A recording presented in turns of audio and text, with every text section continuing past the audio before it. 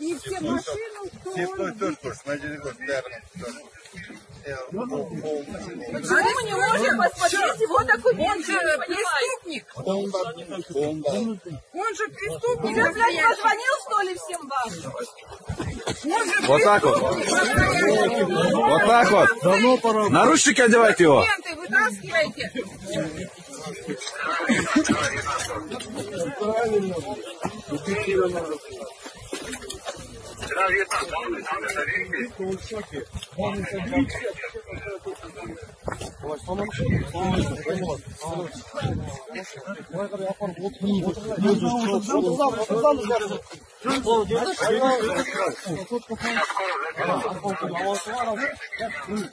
разберемся.